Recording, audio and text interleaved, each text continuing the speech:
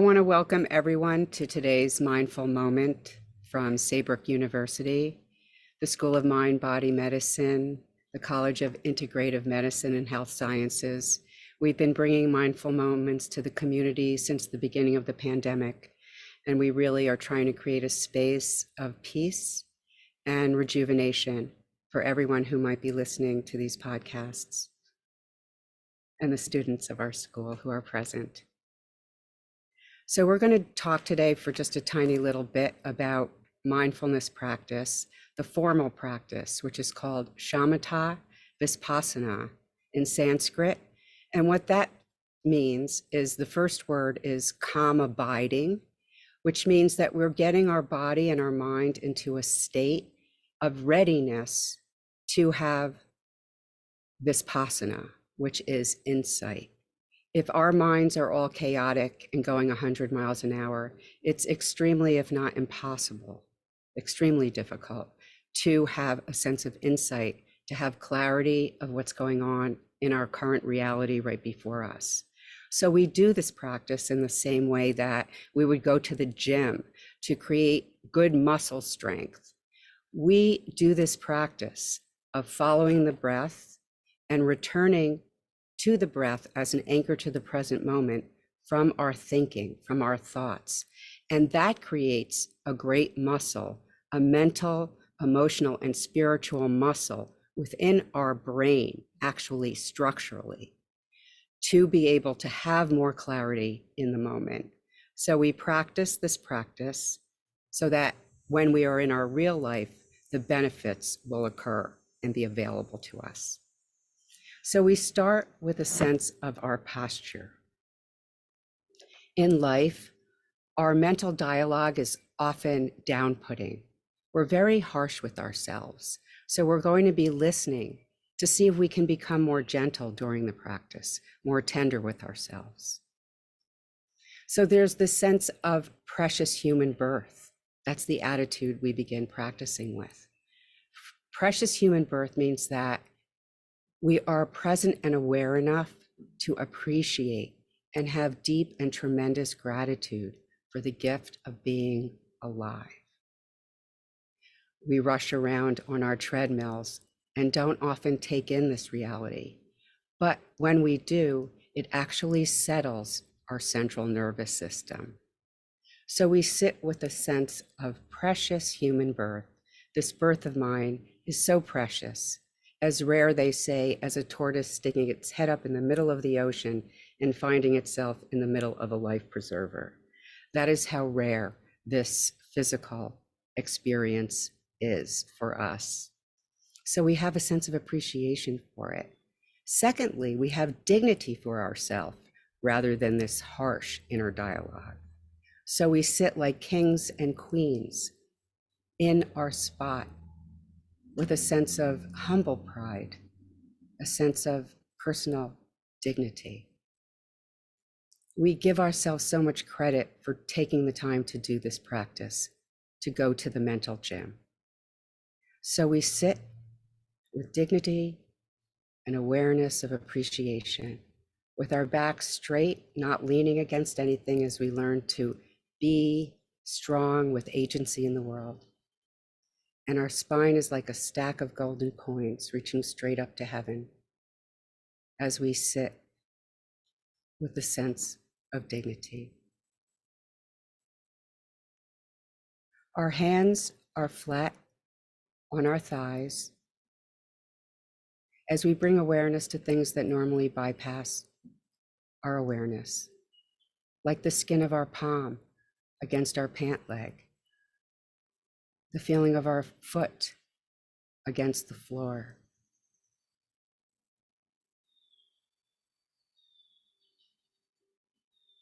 Our mouth is open slightly with our tongue resting against the roof of the mouth. Our eyes are either closed or gently focused a couple of feet in front of us on the floor with what's called a noble gaze, just cast downward. And we bring our awareness to the breath. A good spot to think of is right underneath your nostril as your breath goes out and dissolves into space. At the end of the out breath, there's a tiny gap, and then the in breath naturally occurs. At the end of that naturally occurring in breath, another tiny little gap, a space between thoughts, a gap between breaths, as we bring our awareness again back to that long, slow dissolving out breath. When you find that you're caught in a thought, because the mind by its very nature jumps around, we will never have a quiet mind. We will only have a mind that we have learned better how to return using breath as anchor to the present moment where nothing is wrong. We won't be focusing on past guilt and future catastrophizing, but simply be able to return from all that thinking to the long, slow dissolving out breath, to the now of the present moment.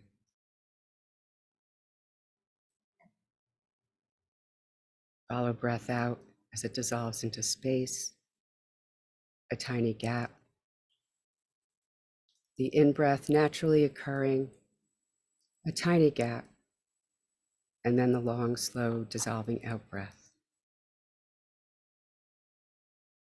Awareness of thinking, very gently labeling it, a light touch like a feather to a balloon, they say, and then return very gently to the long, slow dissolving out breath.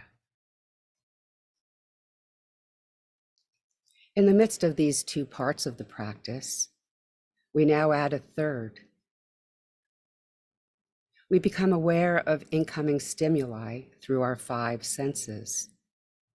In Buddhist psychology, they call our five senses the sense gates, because the senses are our interface with our existence. We experience life through our five senses, which we often don't have enough attention for. So we're aware of the breeze on our cheek, the taste of the mint we just finished, our weight on the chair, the sound of traffic in the distance. Simply and gently bringing awareness to all the incoming stimuli as we experience it through the five senses. And then bring your awareness back to the breath as it goes out and dissolves into space. So those are the core components of Shamatha Vispashyana practice that we practice over and over again. And again, the goal is not to get rid of thoughts. Our mind, by its very nature and need to survive, does think thoughts and problem solve all day long.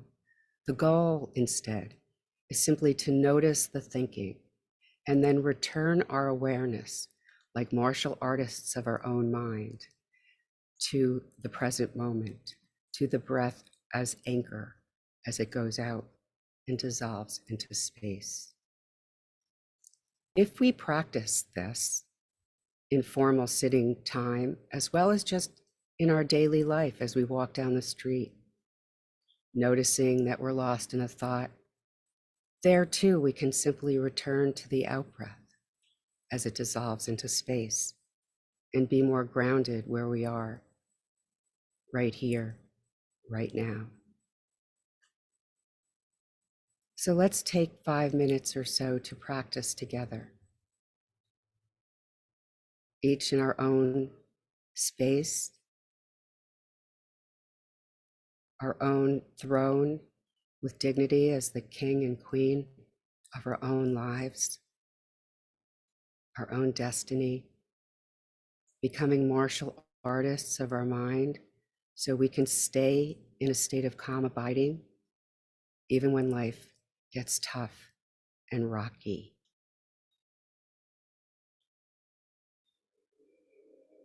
So I'm going to gong the gong and we can practice together. The 3 parts: breath, going out, coming in, the gaps between, awareness of thinking, and ever so gently returning to the out breath. And also our five senses and what we're aware of coming through them as we label those as well. So let us practice together in the peace of silence.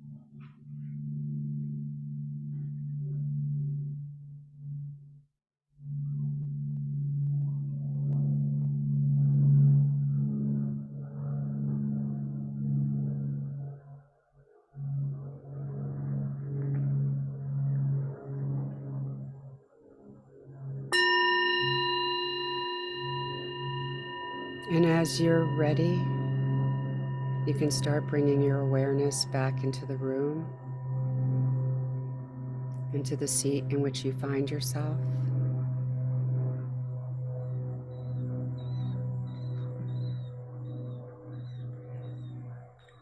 Again, the nature of mind, the natural way the mind works, is to jump around like a busy monkey or a wild horse. And we, as practitioners, can bring our awareness back and steady our emotional and mental well-being, even while in the midst of chaos. So today we'll end with a quote from How to Practice Shamatha Meditation from Lama Rod Owens, which sums up what we've been practicing here today. Shamatha meditation allows us to experience our mind as it is, When we practice shamatha, we are able to see that our mind is full of thoughts, some conducive to our happiness and further realization, and others not. It is not extraordinary that our minds are full of thoughts, and it is important to understand that it is natural to have so much happening in the mind. Over time, practicing shamatha meditation calms our thoughts and emotions. We experience tranquility of mind and calmly abide with our thoughts as they are. Eventually, this leads to a decrease in unhelpful thoughts. When we experience stable awareness, we are then ready to practice Vispashyana, in which we develop into what mind is. We investigate it and understand the nature of thoughts themselves. In the Vajrayana tradition of Buddhism, the ultimate goal is to practice calm abiding and insight in union, which opens the door to realizing the true nature of mind, the true nature of mind itself. So thank you for joining us today. My name is Donna Rockwell, an instructor in the School of Mind-Body Medicine. Please join us for the next mindful moment. And again, may all beings be free of suffering. Thank you for joining us.